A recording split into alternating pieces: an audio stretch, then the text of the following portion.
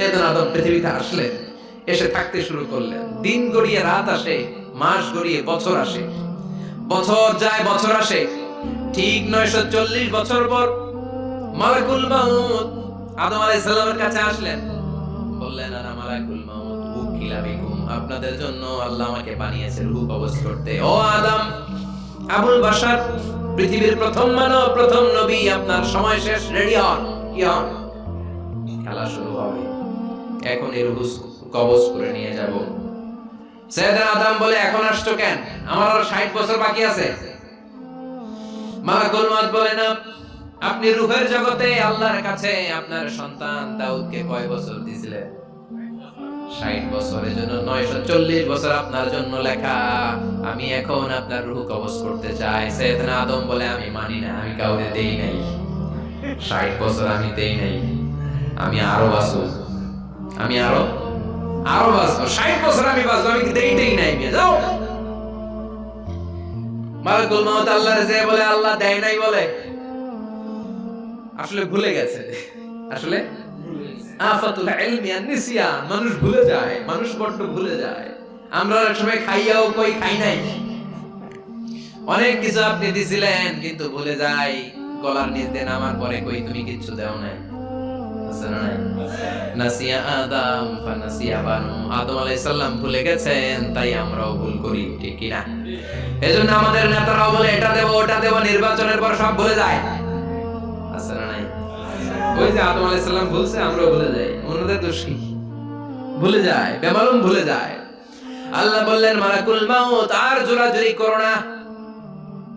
940 নয়, ঠিক 1000 বছর পরে আদমের কাছে যাবা। আমি আমার আদমের ভাগ্যে এই জিনিসটাই রেখে দিয়েছিলাম রে মালাকুল মাউত।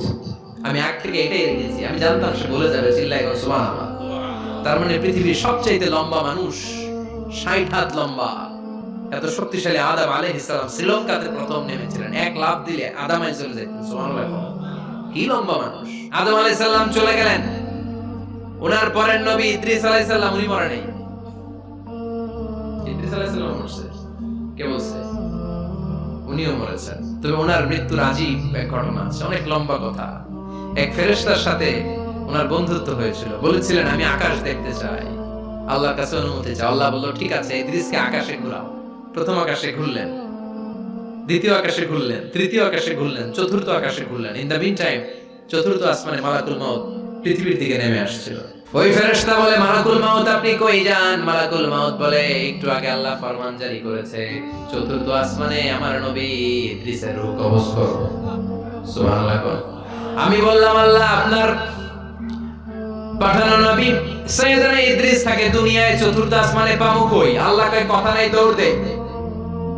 আমি দৌড় দিলাম, এসে দেখি ইদ্রিস আলাইহিস সালাম এখানে রেডি। সুবহানাল্লাহ। ওয়া রাফা'নাহু মাকানান আলিয়্যা। ইদ্রিস আলাইহিস সালামের রূহ কবজ দুনিয়ায় হয় নাই, চতুর্থ আকাশের মধ্যে হয়েছে। একটু চিৎকার করে বলবেন সুবহানাল্লাহ। এরপরে সুলাইমান আলাইহিস সালাম, উনি তো মরে নাই, মরছে। উনি জিন চালাইতো, উনিও মরবে। শক্তিশালী একজন নবী ছিল। উনি মালাকুল মাউতকে বলেছিলেন, মালাকুল মাউত আমার মৃত্যুর সুয়াইয়া, সামান্য কিছু আগে আমারে বইলো, আমার একটা কাজ আছে। মালাকুল মাউত মৃত্যুর কিছু সময় আগে এসে বলল, সুলাইমান টাইম ইজ আপ, সময় শেষ, অল্প কিছু সময় বাকি, কি করবেন করেন। সাইয়েদনা সুলাইমান জিনদেরকে ডাকলো, ও জিনেরা, বিশাল একটা প্রজেক্ট আছে, প্রজেক্টের কাজ শুরু করো। আর কিছু জিনকে বলল, চারদিকে গ্লাস ফিটিং করা একটা রুম বানাও। সাইয়েদনা সুলাইমান আলাইহিস সালাম গ্লাস ফিটিং করা রুমের ভেতরে ঢুকলেন। এই রুমে ঢোকার দরজা নাই, হাতে একটা লাঠি নিলেন। কি নিলেন? লাঠির মধ্যে ভর করে দাঁড়িয়ে রইলেন আর জিনদের দিকে তাকিয়ে রইলেন। জিনেরা এত বদমাশ ছিল, সাইয়েদনা সুলাইমান দাঁড়িয়ে না থাকলে কাজ করতো না। ছিল ফাঁকিবাজ। কি ছিল? দাঁড়ায় না থাকলে আজও লোকজন কাজ করতে চায় না, ঠিক কি না? মালিক দাঁড়ায় থাকলে ঠিকই কাজ হয়ে যায়। সুলাইমান আলাইহিস সালাম লাঠির মধ্যে ভর দিয়ে দাঁড়িয়ে রইলেন আর বললেন, কাজ করো। জিনেরাও কাজ শুরু করলো। ওদিকে মালাকুল মাউত এসে বলল, সুলাইমান সময় তো শেষ। সুলাইমান বলে, সমস্যা নাই, রূহ কবজ করো। উনি লাঠির মধ্যে ভর দিয়ে দাঁড়িয়ে রইলেন। গ্লাস ফিটিং করা রুমের ভিতরে কোরআন সাক্ষী।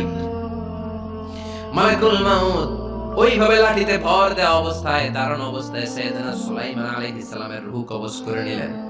উনি এমন ভাবে দাঁড়িয়েছেন, রূহ চলে গেল, লাশ হয়ে দাঁড়িয়ে রইলেন, লাঠির মধ্যে দাঁড়িয়ে আছেন, জমিনের মধ্যে লুটিয়ে পড়ে নাই। সুবহানাল্লাহ। জিনগুলো দূর থেকে ভাবলো বস তো দাঁড়ায় আছে। কে দাঁড়ায় আছে?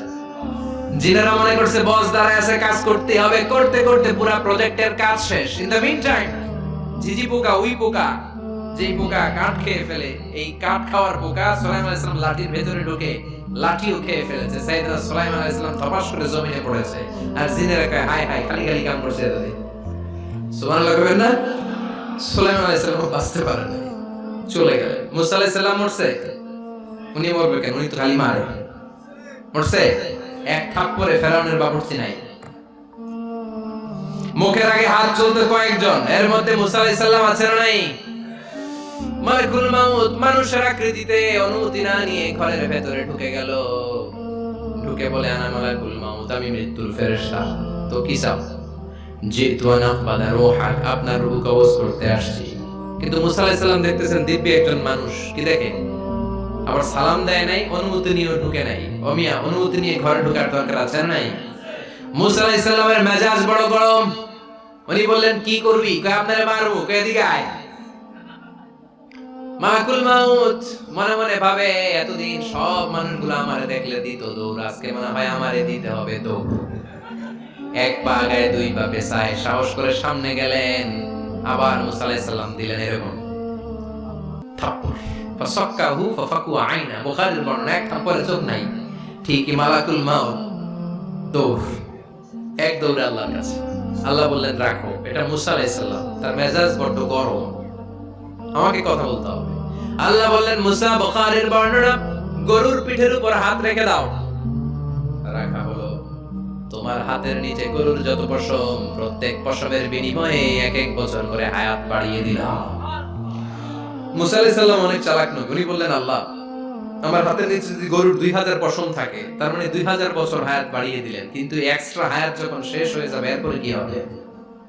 আগে ওইটা বলেন। আল্লাহ বললেন সুমাল মাউত, তারপরে তো মুসা মরতেই হবে, আসতেই হবে। সাইয়েদনা মুসা আলাইহিস সালাম বললেন ফাল আনা, তাহলে আর দেরির দরকার নাই, এখনই আমি আপনার কাছে চলে যেতে চাই।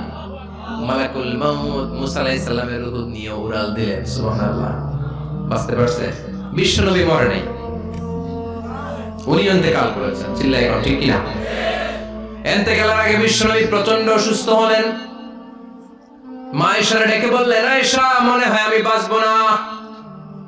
ওই যে খায়বার বিজয়ের দিন, খায়বার দুর্গ বিজয় করার পরে এক ইহুদি মহিলা আমার দাওয়াত দিয়েছিল। ওই দাওয়াত খেতে যাওয়ার পরে গোশতের মধ্যে বিষ মাখানো হয়েছিল রে আয়েশা। ওই বিষ মাখানো খাসির গোশত খেয়ে যে ব্যথা আমার পেটে উঠেছিল, আজ আবার সেই ব্যথা উঠেছে। বিশ্ব নবী ওই বিষ খাওয়ানো গোশতের কারণে ইন্তেকাল করেছেন। তার মানে বিশ্ব নবী শাহীদ। জামা আল্লাহু বাইনা নবুওয়া ওয়া শাহাদা, আল্লাহ বিশ্ব নবীকে শুধু নবী বানায় নাই, শহীদ হিসেবে কবুল করেছে। সুবহানাল্লাহ কইবেন না? প্রচন্ড অসুস্থ, উনি ছাড়া মসজিদে নববীতে কেউ ইমামতি করার সাহস পায় না। বিশ্বনবী বললেন আবু বকর তুমি যাও, আবু বকরও যায় না। বিশ্বনবী বললেন পানি আনো, বিশ্বনবী পানি দিয়ে ওযু করলেন। ওযু করে কয়েকজন সাহাবীকে ধরে উঠতে চাইলেন, আবার ধপাস করে বেহুশ হয়ে পড়ে যায়। বিশ্বনবী উঠতে পারে না। আবার বললেন ঠান্ডা পানি আনো, পানির ভেতরে বিশ্বনবী দুই হাত ঢুকিয়ে দিয়ে ঠান্ডা ভিজা হাত দিয়ে চেহারার মধ্যে মাসে করলেন আর বললেন ইন্নালিল মাউতি লা সাকারাত, হায়রে মৃত্যুর কি যন্ত্রণা, হায়রে মৃত্যুর যে কি কষ্ট। ও মিয়া, বিশ্বনবী যদি মৃত্যুর কষ্টে কাতরায়, আমাদের অবস্থা কি?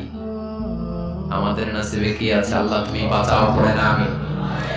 বিশ্বনবী কাঁদছেন, সাহাবারা একের পর এক দেখতে আসে, কান্নার রোল পড়ে গেল চারদিকে। বিশ্বনবীর কলিজার টুকরা নয়নের পুটুলি সাইয়্যিদাতুনা ফাতিমা বিশ্বনবীর কান্না সহ্য করতে পারে না। বিশ্বনবীকে ধরে ফাতিমা, সাইয়্যিদাতুনা ফাতিমা বিলাপ করা শুরু করে দিলেন, চিৎকার দিয়ে কান্নাকাটি শুরু করে দিলেন আর বললেন ওয়া কুরবাবা, ওয়া কুরবাবা, হায় হায় আমার বাবার কি কষ্ট, আমার বাবার কি কষ্ট হচ্ছে। বিশ্বনবী বললেন ফাতেমা তুমি কেঁদো না, আমার কষ্ট আজকের পরে আর থাকবে না, আজকে তোর বাবার সব কষ্ট বন্ধ হয়ে যাবে। কি যেন কানে কানে বললেন, ফাতেমারও কেঁদে দিল। আবার কানে কানে কি যেন বললেন, ফাতেমা হেসে দিল। বিশ্বনবীর ইন্তেকালের অনেক পর মা আয়েশার কাছে ফাতেমা বললেন, আমি যখন প্রথমে কেঁদেছিলাম আব্বা বলেছিল আমি আর বাঁচব না রে ফাতেমা। আবার কানে কানে একটা কথা বলার পরে হেসেছিলাম, আব্বা বলেছিল আমার পরে আমার পরিবার বর্গের মধ্য থেকে সর্বপ্রথম তোমার সাথে আমার দেখা হয়ে যাবে রে ফাতেমা। অল্প কয়েক মাসের ব্যবধানে সাইয়েদাতুনা ফাতেমা উনিও ইন্তেকাল করলেন। বিশ্বনবী শোয়া থেকে উঠতে পারে না। এক সাহাবীকে দেখলেন মেসওয়াক করছে। বিশ্বনবী মেসওয়াকের দিকে তাকিয়ে রইলেন। বিশ্বনবীর নিথর দেহটা পড়ে আছে। আয়েশা যে বলবে আয়েশা মেসওয়াক দাও, বলতে পারে না। মা আয়েশা বুঝতে পেরে মেসওয়াক আনলেন, বিশ্বনবীকে মেসওয়াক করিয়ে দিলেন। এবার বিশ্বনবী বলেন, ও আবু বকর শোনো, আল্লাহ আমাকে অপশন দিয়েছে। কি দিয়েছে? আল্লাহ বলেছেন নবী আজীবন থাকতে চাইলে থাকেন, আর আসতে চাইলে চলে আসেন। আমি থাকতে না চেয়ে আল্লাহর কাছে চলে যাওয়ার ইচ্ছা করলাম। সাইয়েদনা আবু বকর কান্না জুড়ে দিলেন। বিশ্বনবী বললেন, আসসালাত আসসালাত, ও আমার উম্মতেরা নামাজ তরক করো না। ইন্তেকালের আগে বললেন নামাজ ছেড়ে দিও না। আর বললেন ওমা মালাকাত আইমানুকুম, তোমাদের অধীনস্থ কর্মচারীদের সাথে খারাপ আচরণ করো না। খাম শুকানোর আগে পয়সা দিয়ে দিও।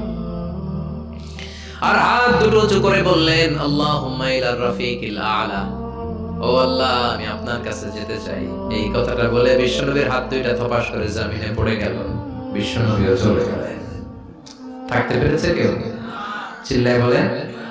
এজন্য আমরা আল্লাহর কাছে ঈমানি মৃত্যু চাই। কি মৃত্যু? আমরা উত্তম মৃত্যু চাই। চিল্লায় বলেন কি মৃত্যু? এজন্য মরণের আগে ঈমান নিয়ে মরার দরকার আছে না নাই?